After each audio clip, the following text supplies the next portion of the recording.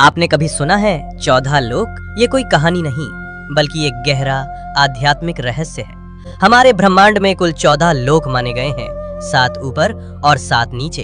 ऊपर के 7 लोक, इन लोकों में आत्मा ऊंचाई की ओर बढ़ती है, ज्ञान, शांति और मोक्ष की दिशा में। भूलोक, ये वो लोक है जहां हम सभी मनुष्य रहते हैं। इसे मृत्यु लोक भी कहा जाता है क्योंकि यहाँ जन्म और मृत्यु का चक्र चलता रहता है।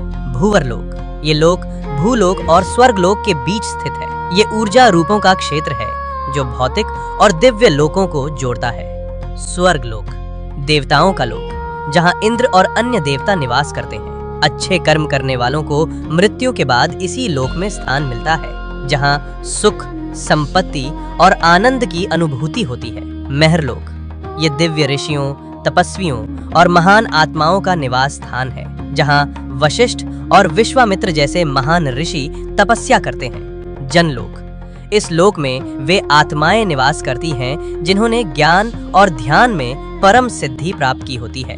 यहाँ के वासी ब्रह्मा जी की लीलाओं में लीन रहते हैं। तपलोक, अत्यंत शक्तिशाली तपस्वियों का स्थान, जो शरीर से परे केवल चेतना में स्थित होते हैं। ब्रह्मलोक, यह अंतिम लक्ष्य है जहाँ केवल सत्य है, मोक्ष है और ईश्वर का साक्षात्कार होता है। इन ऊर्ध्व लोकों में आत्मा का जाना मतलब है धीरे धीरे शुद्ध और जागरूक होना। अब बात करते हैं नीचे के 7 लोकों की। यहाँ भोग, मोह और भ्रम ज्यादा होता है। अतल लोक, राक्षसों और मायावी शक्तियों का घर।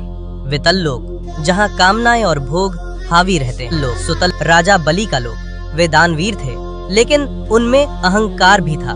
रसातल लोक, जहाँ भ्रम, लालच और अज्ञान का घना अंधेरा है। तालातल लोक, छल, धोखा और झूठ से भरा हुआ लोक। महातल लोक, जहाँ अंधकार और अहंकार का बोलबाला है। पाताल लोक, सबसे नीचे का लोक, तामसिक ऊर्जा और इच्छाओं का केंद्र। लेकिन इन सब का मतलब सिर्फ बाहरी दुनिया नहीं है। ये 7 लोक हमारे भीतर की नकारात्मक सोच और कमजोरियों का प्रतीक हैं। तो जब हम सच्चाई, भक्ति और सेवा में लगते हैं, हम ऊपर के लोकों से जुड़ते हैं, और जब हम लालच, मोह और गुस्से में फंसते हैं, हम नीचे गिरते हैं। सोच बदलो, लोक बदल जाएगा।